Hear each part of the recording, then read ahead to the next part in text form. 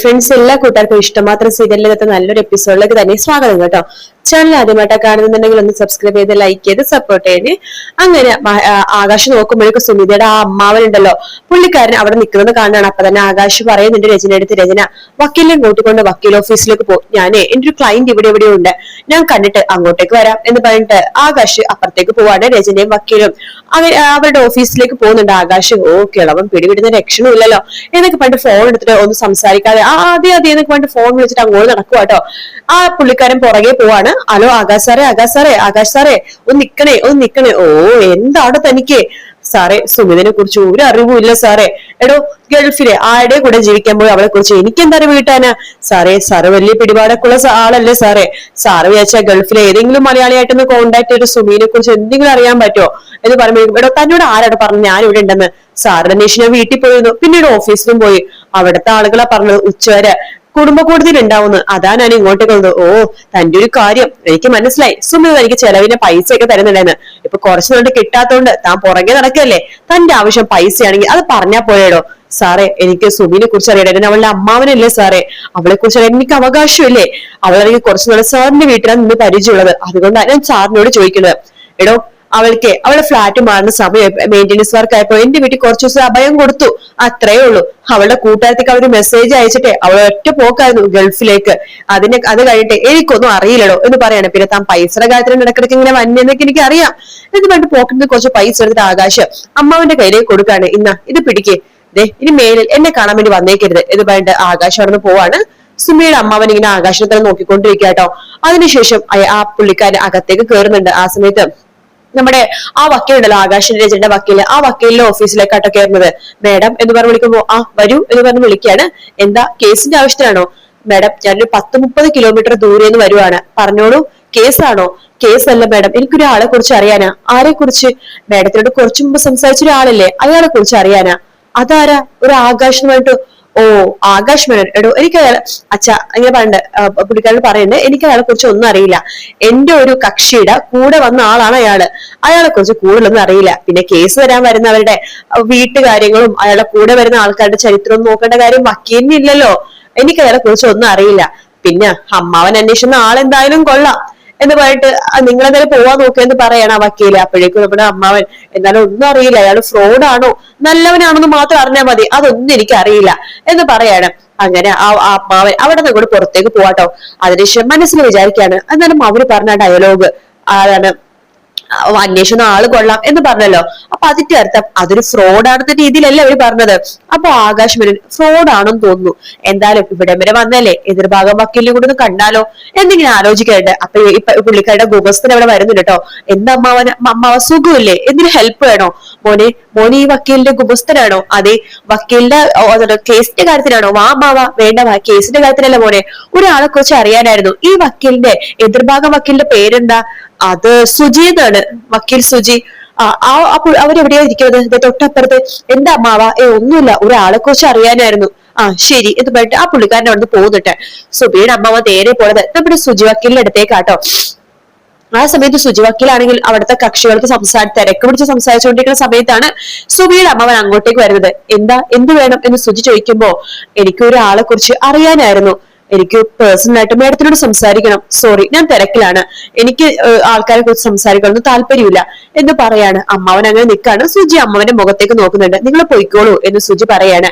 അമ്മാവൻ അവിടെ നിന്ന് പോവാൻ വേണ്ടി നിൽക്കുന്നുണ്ട് കേട്ടോ. അത് കഴിഞ്ഞിട്ട് പിന്നീട് കാണിക്കുന്നത് നമ്മുടെ ഇഷിതേനെ, മഹേഷിനെ, അതുപോലെ തന്നെ സ്വപ്നവലിന്റെ രാമനാഥനെയാണ്. അപ്പൊ ഇഷിത മഹേഷിനോട് ചോദിക്കേണ്ട, അപ്പോ ആദ്യം വിസ്തരിച്ചില്ലെന്ന് കോടതി? ഇല്ല, ഇന്നൊന്നും ചെയ്തില്ല. സ്വപ്നവല്ലി പറയണ്ട, അതെന്താ ആദ്യടുത്തൊന്നും ചോദിക്കാത്തത്? ആദ്യടുത്തല്ലേ ചോദിക്കേണ്ടത്. അമ്മേ, ഈ കേസ് ഒരു കുറച്ചു നാളുകൾക്ക് മുമ്പ് ഈ കോടതിയുടെ അടുത്ത കേസാണല്ലോ, അതുകൊണ്ട് ആദ്യടുത്ത് ഇപ്പൊ വിസ്തരിക്കുന്നത് നമുക്ക് തോന്നിക്കാണുമായിരിക്കും. കോടതിയുടെ കാര്യങ്ങൾ നമുക്കൊന്നും അറിയില്ലല്ലോ അമ്മേ എന്ന് പറയാണ്. അപ്പൊ ഇഷിത പറയണ്ടേ, എന്നാലും രചന സംസാരിച്ചല്ലോ അല്ലെ? സംസാരിച്ചു. സ്വപ്നവലി പറയണ്ടതും അവൾ അവളുടെ ഭാഗം നന്നായിട്ട് വെളുപ്പിച്ച് ഇറക്കി എടുത്തിട്ടുണ്ടാവുമല്ലോ. അമ്മ, കോടതി ഇതുപോലത്തെ ആൾക്കാർ ഒരുപാട് കാണുന്നതാ. അവളുടെ മുഖത്ത് ഒരു വിഷമത്തിന്റെ കണിക പോലും ഉണ്ടായിരുന്നില്ല, നിരാശയുടെ ഒരു സംഭവം ഇല്ല. വെറുതെ എന്തൊക്കെയോ അഭിനയിച്ച് പറയുന്ന പോലെയാ തോന്നിയത്. അതൊക്കെ കോടതിക്ക് മനസ്സിലാക്കാനുള്ള ബുദ്ധിയുണ്ട്. ഇഷിത പറയണ്ട മഹേഷ്, എന്നാലും രചനയെടുത്ത് ഒരു സോഫ്റ്റ് കോർണർ നമ്മുടെ ആദിക്കുണ്ട്. രചന അത് മുതലെടുക്കുന്ന എനിക്ക് സംശയം. ഒരു പ്രാവശ്യം അവൻ പറഞ്ഞത് എനിക്ക് ഓർമ്മയുണ്ട്. മുമ്പ് ഡാഡിനെ ഉപേക്ഷിച്ച് മമ്മി പോയി, ഇനി മമ്മിനെ ഉപേക്ഷിച്ച് അവൻ പോയി കഴിഞ്ഞാൽ പിന്നെ അവനും മമ്മിയും തമ്മിൽ ഒരു വ്യത്യാസം ഇല്ലാതെ ആവുമല്ലോ എന്ന്. അതിനർത്ഥം അവന് മമ്മിയെടുത്ത് ഒരു സ്നേഹം ഉണ്ടെന്നാണ്. അതിലെങ്ങാനും പിടിച്ചു കയറി ആദ്യം എങ്ങാനും മൊഴി എങ്ങാനും മാറ്റി പറയോ? രാമനാഥൻ പറഞ്ഞ മോനെ അതിന് സാഹചര്യം ഉണ്ട് കേട്ടോ, അത് തള്ളിക്കളയാൻ പറ്റില്ല. ഇല്ല, അവൻ ഒരിക്കലും മൊഴി മാറ്റില്ല. അവനെ എന്റെ മോന, അവനെനിക്ക് നല്ല വിശ്വാസമുണ്ട്, അവരൊരിക്കലും അങ്ങനെ ചെയ്യില്ല എന്ന് പറയാട്ടോ നമ്മുടെ മഹേഷ്. അതിനുശേഷം അവരുടെ ഒന്ന് പോകുന്നൊക്കെ ഉണ്ട്. പിന്നീട് കാണിക്കണം നമ്മുടെ സ്വപ്നവേലി ഒരു പണി ചെയ്യുന്ന സമയത്ത് ആരോ ബെല്ലടിക്കാണ്. സ്വപ്നവേലി വാതിൽ തുറക്കുമ്പോ തന്നെ മനസ്സിന് ഇടിച്ചു കയറി അകത്തേക്ക് കയറാണ്. അപ്പോഴേക്കും ഇതെന്താ ഇത്, പുറത്തേക്കിറങ്ങും സ്വപ്നവേലി പറയുമ്പോ അയ്യോ നിങ്ങൾക്ക് എന്താ ഒരാൾ അകത്ത് കയറുമ്പോ മാനേഴ്സ് എന്താന്ന് അറിയില്ലേ, നിങ്ങൾ വലിയ തഞ്ചാവൂർ ഫാമിലി ആണെന്നൊക്കെയാണ് പറയണില്ല. ഞാൻ തഞ്ചാവൂർ ഫാമിലി തന്നെയാ, പക്ഷെ അകത്ത് ഇങ്ങനെ മാനേഴ്സ് ഇടിച്ചു കയറുന്ന പിന്നെ ഞാൻ എങ്ങനെ പെരുമാറണം? പുറത്തേക്ക് ഇറങ്ങുക. പിന്നെ നിങ്ങളെ പോലത്തെ സംസാരിക്കാനേ പറ്റില്ല, നിങ്ങളെ കാണാൻ ദേഷ്യമാണ്, പുറത്തേക്ക് ഇറങ്ങുക. അയ്യോ ഞാൻ വന്നതേ ഇഷിതനെ കാണാ, ഇഷിതത്തെ മാപ്പ് പറയാനാ. അയ്യോ നിങ്ങൾ മാപ്പ് പറയാൻ നിന്നാലേ നാളെ നേരം വെളുക്കും, അതുകൊണ്ട് നിങ്ങൾ വീട്ടിലേക്ക് പോയിട്ട് ഒരു ബുക്കിലെ ഇഷിതക്കുള്ള മാപ്പ് എഴുതി കൊണ്ടുപോവാ. അപ്പൊ അവള് സൗകര്യം പോലെ അത് വായിച്ചോളൂ. പോവാൻ നോക്ക് എന്ന് പറഞ്ഞിട്ട് സ്വപ്നവേലി കൈ പിടിച്ച് തള്ളാൻ വേണ്ടി പോകുമ്പോഴേക്കും നമ്മുടെ മനസ്സിനാണെങ്കിൽ ഇഷിത എന്ന് പറഞ്ഞ് വിളിച്ചുകൊണ്ടിരിക്കുകയാണ്. ഇഷിത അവിടേക്ക് വരുന്നുണ്ട്. എന്താ പ്രശ്നം? ഇവരെന്തിനാ ഇവിടെ വന്നത്? നിന്നോട് മാപ്പ് പറയണമെന്നാ പറഞ്ഞത്. അതെ ഇഷിതനെ കണ്ടല്ലോ, മാപ്പ് പറഞ്ഞിട്ട് പോയിക്കോ. മനസ്സിന് പറയണ്ട, അതിന് ഇവളടുത്ത് മാപ്പ് പറയാ, ഇവളെന്ത് കാര്യമോ ചെയ്തത്? എന്റെ മോൻ എന്നിന്ന് അകറ്റിയ ചെകുത്താനാ ഇവള്. നിന്റെ വയറ് വലുതാണല്ലോടി, നീ മാസം തികയ്ക്കോ?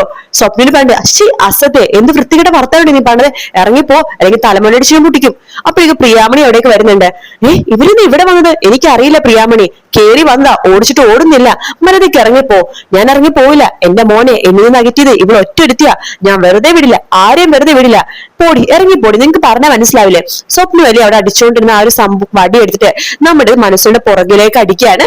നമ്മുടെ പ്രിയാമണി ആണെങ്കിൽ കൈ വെച്ചു അടിക്കുന്നുണ്ട്. രണ്ടമ്മമാരും മനസ്സിനെ അടിച്ചിടിക്കാട്ടോ. മനസ്സിന് അയ്യോ അമ്മേ വേണ്ട, വേദനിക്കുന്നു എന്നൊക്കെ പറഞ്ഞ് കരട്ട് അവിടെ ഒറ്റ ഓട്ടോ ആട്ടോ.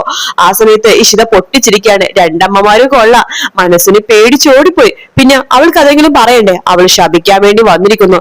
മോൾ അകത്തേക്ക് പോയിക്കോ, എന്തായാലും ഈ കാര്യം അശിതേച്ചിട്ട് പറയട്ടെ, അശിതേച്ചിക്ക് സന്തോഷവും എന്ന് പറഞ്ഞിട്ട് നമ്മുടെ അഷിതനെ വിളിക്കുമ്പോ സ്വപ്നവേലി പറയണ്ട, അതെ അഷിതരുടെ ചൂടുവെള്ളം വെക്കാൻ പറ, അമ്മായിമ്മനെ പുഴുങ്ങിയെടുക്കാനായിട്ട് എന്ന് പറയാണ്. അത് കേട്ട് പ്രിയാമണി ചിരിക്കുന്നുണ്ട്. അങ്ങനെ അവർ ചിരിച്ച് കളിച്ചങ്ങനെ നിൽക്കുക കേട്ടോ. പിന്നീട് കാണിക്കണത് നമ്മുടെ മനസ്സിന് ഇങ്ങനെ വീട്ടിലേക്ക് പോകുന്നുണ്ട്. വീട്ടിലേക്ക് പോകുമ്പോഴേക്കും അഷിത ചോദിക്കണ്ടേ, നിങ്ങൾ എവിടേക്കാ പോയത്? ഞാൻ എവിടെയെങ്കിലും പോയാൽ നിന്നെ അറിയിക്കണം നിർബന്ധമുണ്ടോടി? നിങ്ങൾ എവിടെ പോയാൽ എനിക്ക് കുഴപ്പമില്ല, പക്ഷെ എന്റെ വേണ്ടപ്പെട്ടവരുടെ വീട്ടിൽ പോയിട്ട് അനാവശ്യം പറഞ്ഞാൽ ഞാൻ ചോദിക്കും, നിങ്ങൾ എന്ത് ഇഷിതയുടെ വീട്ടിലേക്ക് കയറിപ്പോയത്?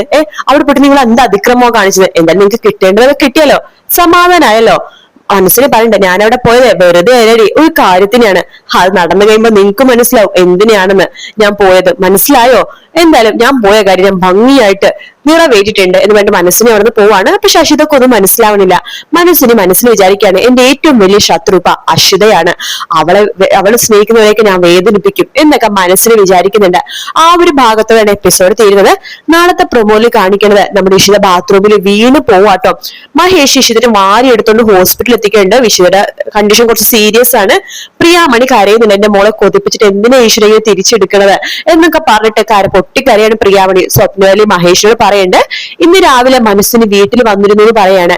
മഹേഷ് മനസ്സിനെ വിളിച്ച് പറയണ്ട്, എന്റെ ഭാര്യയൊക്കെ കൂട്ടി എന്തിനു സംഭവിച്ചാൽ നിങ്ങളെ വെച്ചേക്കില്ല ഞാൻ എന്ന് പറയുന്ന ഭാഗത്തോടെയാണ് പ്രൊമോ തീരുന്നത് കേട്ടോ.